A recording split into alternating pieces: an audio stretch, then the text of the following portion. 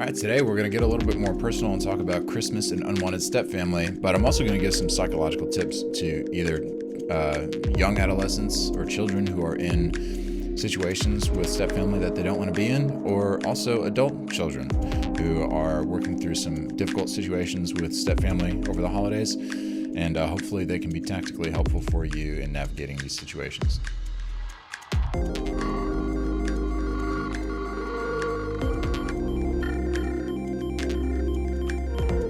So let me just give a little disclaimer before this, okay? If you don't have step-parents, you're not going to understand what I'm about to say, right? You're probably going to disagree with me, all right? You're not going to like it. If you don't have step-parents and you choose to still listen, I would ask that you not give me advice because it is not welcome, okay? I want feedback on a lot of my content. I want feedback on all of my content, but not this one, okay? Why am I sharing it? I'm sharing it because it's one of the more painful things that I've experienced, and it's something that I don't see anybody talking about this. Most things on step families for the step parents, for like the assumption is that the children are the problem, and so I have a heart for the stepchildren because that was the situation I was in, and so. This is for people who have step-parents. And if you have step-parents and you disagree with me, well, then that's fine.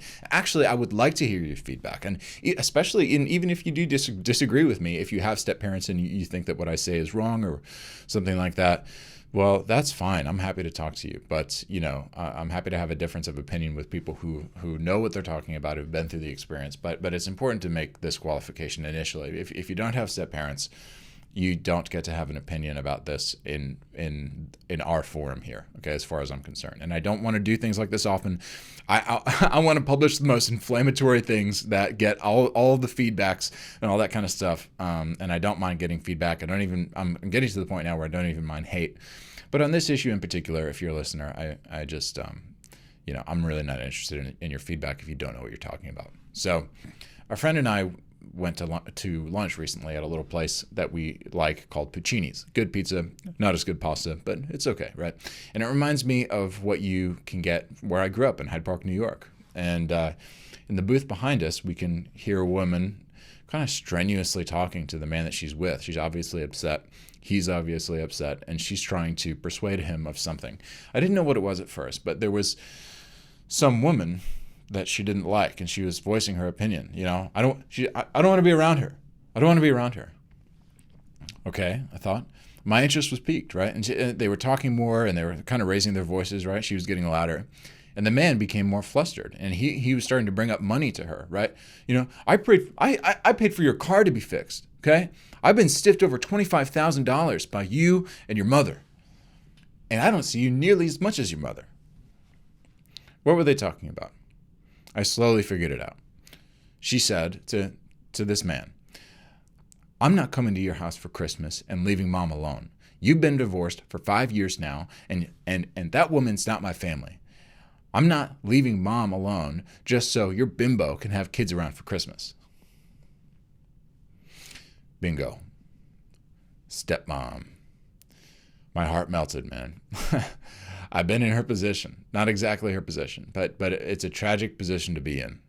All of a sudden, all of the parental help you've received is turned through psychological alchemy into debt that you now have to pay in the form of holiday obligation. And Christmas and unwanted step-parents. I don't like talking about this kind of stuff. I don't mind mentioning personal things, but my New York family is close to home because I don't talk to them anymore. And I wish I did. I wish I could, but I can't. And, I'm probably going to be that old man from Home Alone that doesn't talk to his family. I'm not going to that everybody thinks is a serial killer or whatever. But I'm not going to try to be unbiased about this one. Okay, Christmas was the catalyst for a familial conflict that resulted in my family breaking up for good. And if you've been in the situation I've been in, it's very hard to abstract any principles from a particular situation. On Self-Wire, I like to be objective. I like to be analytical. I like to be practical, solution-oriented, tactical, strategical. It's hard to do that with divorce. It's hard to do that with step-parents because every situation is so different. You're dealing with such microcosms, some little worlds, every step parent's different. Every relationship's different. Every kid's different. And some are good, some are bad. You get a lot of dumb advice and judgment from people who don't understand your situation, who've never been in your situation. And I'll tell you my story. I'm going to leave names out of it. I think I'm at the point now where I don't think any of my listeners know my family, but so I'll tell you my story, and then I'll tell you how common I think it is. So my parents got divorced when I was 9, and my dad was an angry drunk, and my mom was a controlling neat freak. And I don't say that to disparage them. That's just part of why they got divorced, okay? I'm trying to tell this story as short as possible. So my dad would beat my mom, so she left him. And when they split up, my dad stayed single. He has a couple long distance relationships, and I actually really liked the women that he had relationships with. I didn't have any problems with them at all. But my mom married another guy. And when she married this guy, she sort of overcorrected by marrying like the most docile, limp-wristed infant of a man, right? As my uncle calls him, the jellyfish. And this man was a very pleasant man, okay? But he had no qualities of a man. And his wife ended up leaving him for another guy, I think. So he married my mom. And over the years, my parents did the best job that they could at raising my sister and I. And my stepdad was sort of great to fill the space of a dad for a few years that I lived at their house, because he wasn't a dangerous guy, right? He was like Hodor from Game of Thrones, just sort of kind of loafing around the house, giggling, watching a lot of television. He had a steady job, stuff like that. He just wasn't he wasn't the sharpest crayon in the box. And so I think my mom loved it because it meant that she got to be in charge and she got to be in control of the household. And listen, I can't blame her for wanting that, because she was coming from a very abusive situation, a physically abusive situation with her previous husband. Listen, I'm trying to put all the pieces together that I experienced firsthand, but when I was a kid, right? It's hard to sort of have objectivity about that. But they felt, my mom and my stepdad felt very at home in like a mainstream Methodist church where they were very involved and where all the men were basically just like my stepdad. No surprise, that kind of milquetoast, no doctrine, no exegetical preaching, expositional preaching, anything that you would come to think of as like, an Orthodox Christian church didn't characterize this church. But it was like it's basically like an Elks Lodge, Elks Club kind of thing, right? And so then around age 16, I started taking my faith seriously when I met a group of real men at a local evangelical church nearby. And they would invite me over to lift weights and shoot guns and eat at their house. And their dads were principled men who were active in the church, and they would take me out to breakfast. And I ended up going to their school, attending a small Christian school my junior and senior year of high school. And I played sports with them. And it was I'd never experienced anything like that in my life. And I was basically never at home anymore, because I was either with my dad or I was with these Christians who had taken me in. And so I remember one Christmas I was at the pastor's house of the church, and he was like, "Don't you want to be with your family?" I was like, "Not really." And my family it wasn't my family anymore. It was my stepdad has 2 kids who were very, very boisterous and very, very loud, and my sister and I were more quiet, and we just didn't enjoy our family. We never melded. We never had a single identity. I never really drank the Kool-Aid of the construct of that family. So the years go by, Christmas after Christmas, year after year, and nothing really happens until age 25. My dad dies in 2013. And until then, we would spend a lot of holidays with my dad, right? And he was actually better at cultivating a sense of family, even though he didn't remarry, because, and maybe it was because he never settled down. And he had his own issues, but he was always committed to making sure that his kids knew that he loved them. And we knew that. And then when he died, we had a family crisis, because before we were always bouncing back and forth between mom's house and dad's house, right? So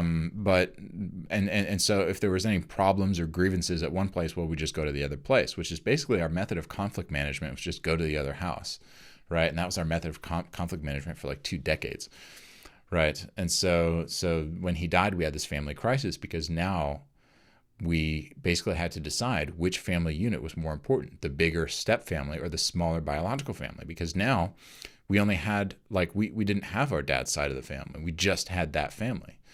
And so we had to reckon with issues that we just had never reckoned with before. And so before, we had failed to make this decision because we were bouncing back and forth between these houses. And now we needed to decide whose desires mattered. And my mom wanted this big, nice step family where everybody was happy and integrated. She wanted that to be the irreducible unit within which we all conceived ourselves as a family. I think my sister wanted that as well because she was like 1 when my parents got divorced. So she never really, I had a good 9 years with my parents as a couple. So I had this other memory of a family, of a unique Maxwell family. And I don't think she did, but I did. And as far as I was concerned, my stepdad was nobody to me.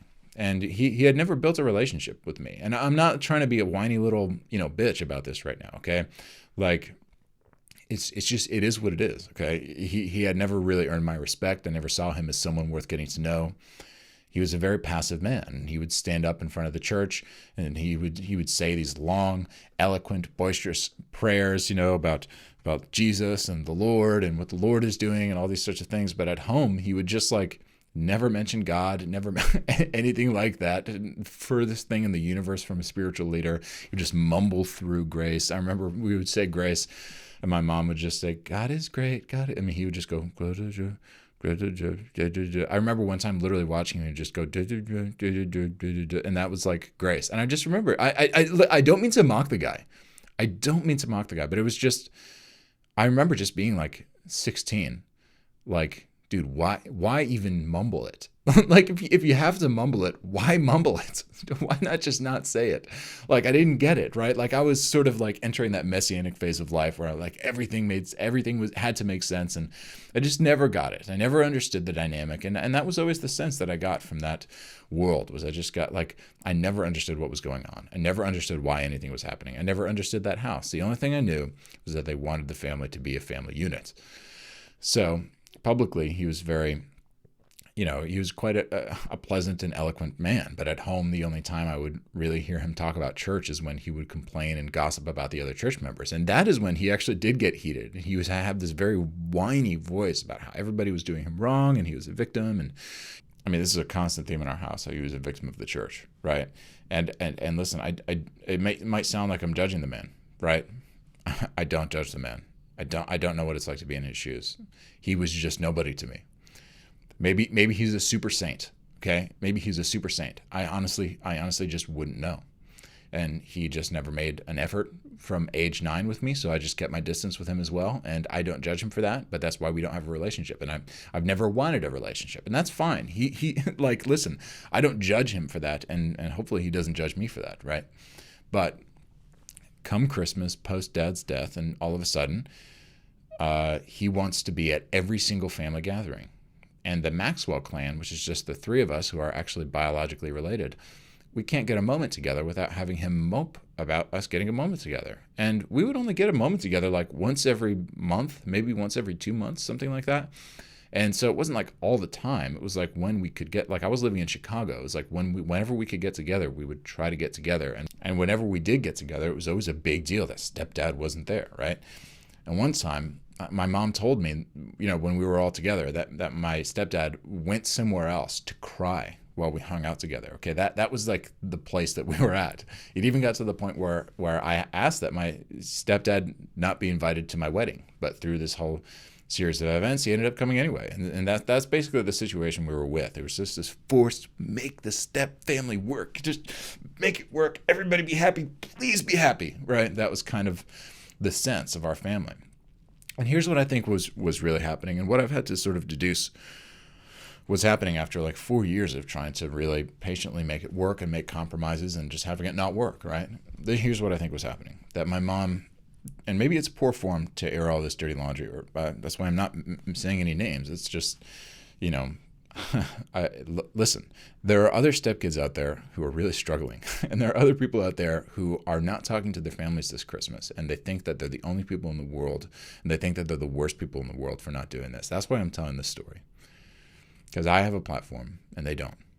So if that's you, that's why I'm saying this right now. That's why I'm kind of breaking my self-wire face, because this is important. These are important issues, and all you can do is tell your story. So here's what I think was really happening. My mom just wanted the whole idea of the biological family to go away. She wanted holidays to be for the step family and the Maxwell family to have little footnotes here and there, little coffee dates, maybe, on Thanksgiving or something like that, where we could remember that we're actually related. But I wanted more than that. I wanted our family to be an actual family. I wanted to remember that the Maxwells were related in a significant way. I didn't want her to like divorce her husband or anything like that. I never wanted that. I just wanted a special category for our family that was deserving of time together alone during the holidays. And that was something she said she wanted. But I had to learn that actually it was something that she didn't want.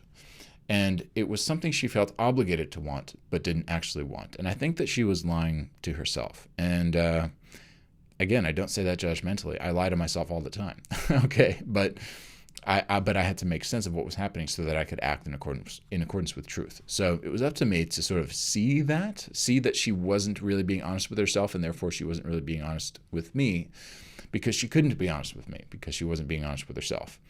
Right. So I had to interact with what was her real position and not her stated position. So holiday after holiday, it just got to the point where the family they wanted to have would work a lot better if I wasn't in it. So I removed myself from that family, and it reached a point after 4 years of trying to make things work where the effort was no longer worth what little reward we were getting out of the relationship. And lots of unfortunate events have transpired since then, but I can thankfully say that now there's a clean break with that family, and I I think that they're a lot happier. Like I've heard people talk about them and say that they're really happy and they're doing really good things and they're having kids and they're moving on, and that's good. That's awesome. I don't wish them bad. I do not wish them bad. In one sense, the fact that we had to break up as parents and child or whatever is a tragedy. But in another sense, it is simply what's best for everybody, and everybody gets what they want. And my mom and stepdad, they get to have their family, and they don't have to deal with me, and I don't have to try to wrangle together a family that doesn't want to be together. And the price we pay is each other, but the reward we get is ourselves, and that's a choice we were collectively willing to make. And here are a few things that I learned through this that I wish I could tell my 9-year-old self, and something you might gain if you're a young boy or girl with a new step parent, or if you're an adult who's working through these things even later in life. First thing that I wish I could tell my 9-year-old self that may be applicable to other children of divorce and to other stepchildren and even adult stepchildren. Number one, your family as you knew it is dead, and the sooner you admit that, the better. So your biological parents will tell you otherwise, but it's a lie. When your parents get divorced and remarried, you'll have memories of your childhood, and you will associate your real family with those memories. And it's an irrevocable part of you. The pressure we put on children to bend their minds into thinking of their new divorced family as just as good as their old family is ridiculous. It doesn't allow them to grieve. For the parents, divorce and remarriage is like a chance at a new start. But for the child, they don't want the new thing. They want the old thing. And by telling them not to think of it that way, you're not admitting that the new thing will never be able to live up to the old thing. It just won't. It has to be new. And they should get to accept that or not on its own terms. And when a child's parents get divorced and remarried, that child becomes an adult in one sense, okay? He becomes a pawn in their game of divorce. He becomes a variable in an equation for child support and alimony. He becomes a trading card in a poker face-off. He is used and commodified without his even knowing it. And it all goes under the guise of what's best for the child. And I'm sure that certainly is a variable for most parents deep in their hearts, but it's delusional to think that it's the only variable or even the governing variable of most of the decisions in divorce and remarriage. The sooner a child realizes that the family he had will never return and that the new family doesn't replace the old one, the sooner he can go on and build a life for himself. If he chooses to accept the new family as a new family, well, that's a choice that he can make. The adult who remarried got to make a choice. Even if the adult asks the child for permission, the child can't give consent, okay? It's an authority figure asking for something. If you ask a child for permission to buy real estate on Jupiter, they'd give it to you, okay? I don't have a cure for this. I don't have a solution.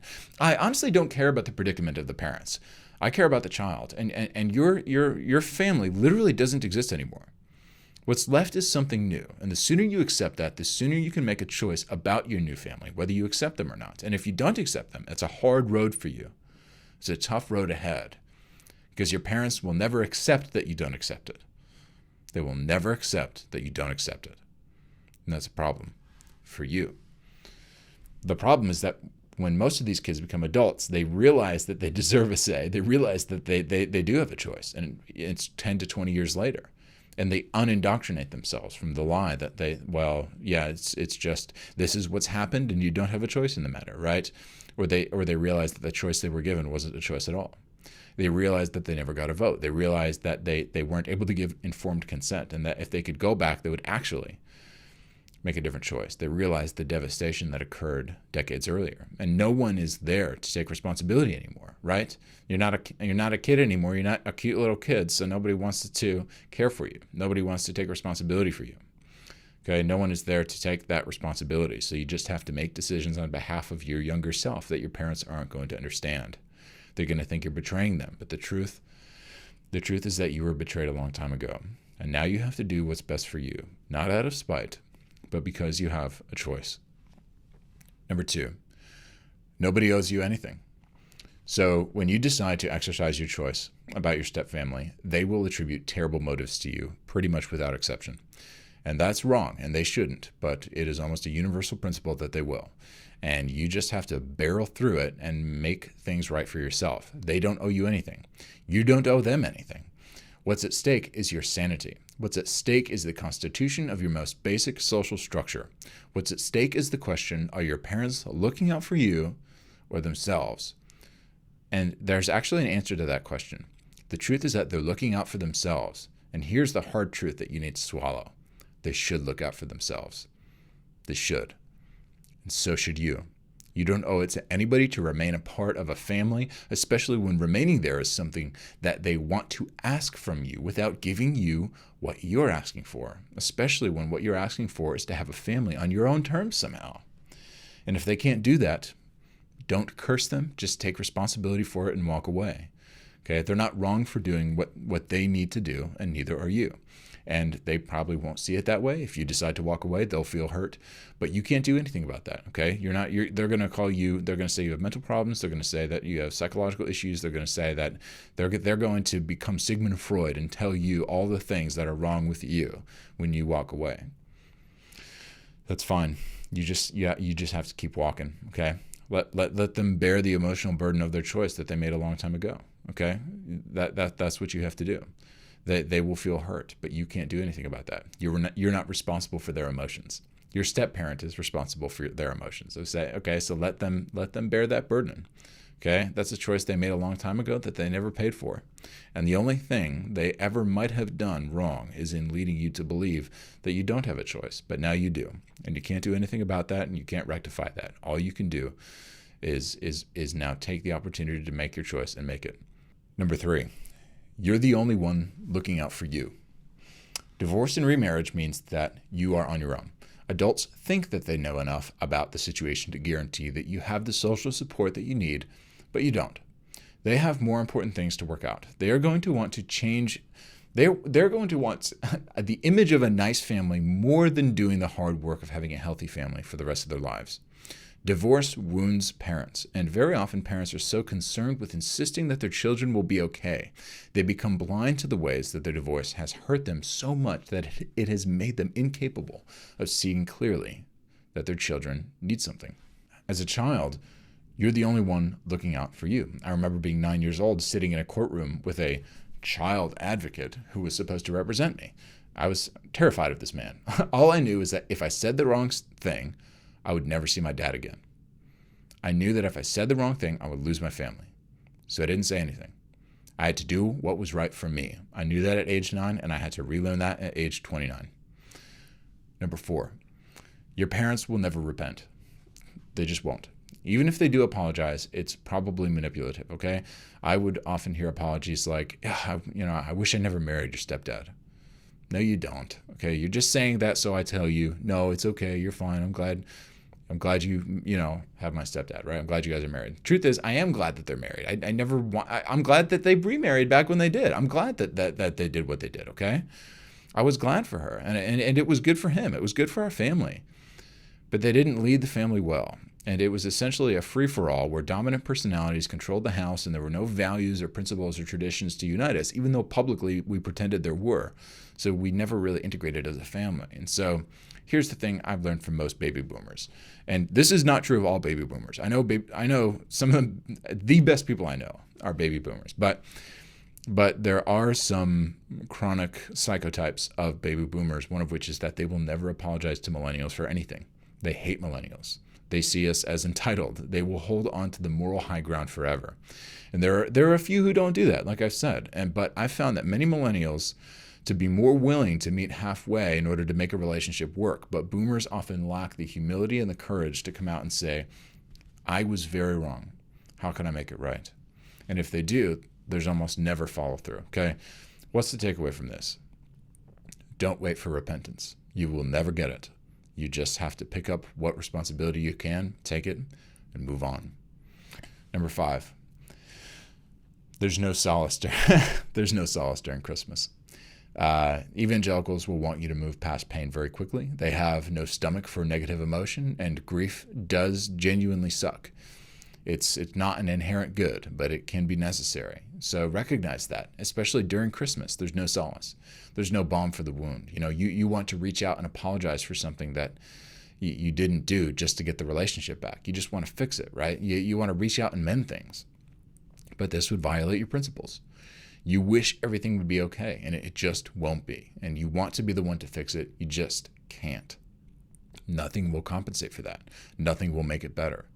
Any blog that tells you otherwise is lying to you, and any author who writes that and believes it is lying to themselves. You just have to make the best of a bad Christmas. And, whether you're in a step family now or whether you've already removed yourself, Christmas sucks. As Tolkien put it, love is now mingled with grief. Number 6, it's normal to feel dead inside. So whether you're an adult and you feel sad or you're a small kid who feels neglected, out of place, and alone, it's important to recognize that Christmas hurts so badly because it highlights the gap between what you really feel and what others are able to feel. And in order to survive and to do what you had to do, you had to put a gag on your feelings and shove them in the closet. You want everything to be right. You want to be close with your loved ones. You want the family to be healed and okay again. You want your family back. But in order to get out of the nightmare where you can't be with them in the way you want to be with them, and in which they think you're wrong for wanting that, you have to become numb to act objectively and decisively. People will say that if you're dead inside, you're a sociopath. No, you're a survivor. If you were a sociopath, you would have stayed in the family and played nice. Right? Empathetic intimacy is the grounds for grievances. You wanted to reclaim something valuable but couldn't. So you had to kill part of your soul, and you likely will only find that piece of you again by moving forward, not looking back. But moving forward takes grit, and grit takes burying emotions sometimes. And burying emotions can produce numbness in the soul. Number 7, it gets better. Each year you build a new community. Something starts to grow back. Another little baby Groot takes the place of the dead Groot, right? A year is a long time, and 10 years is an even longer time. But every year it gets a little bit easier. And the faster you find a community that loves you and is loyal to you and in which you make yourself valuable, the faster you will heal. That day of breaking may be ahead of you still, in which case the coming years will be worse until you either end things or break things off completely, and it will never be fully healed. Divorce can affect you forever. Step families and remarriage can affect you forever. Breaking up with your parents can affect you forever. It will. Some people move past it super fast, right? Super easily. Some people don't even need to deal with it at all. They're like, yeah, I don't care. For others, it's not the case. I didn't, right? Maybe I just need to be stronger and grit through it. Maybe I did the exact right thing, right? It's a matter of wisdom. There's no rule about it. You just have to do what you have to do according to your own conscience, within the auspices of morality and good common sense. Godspeed to you, and Merry Christmas.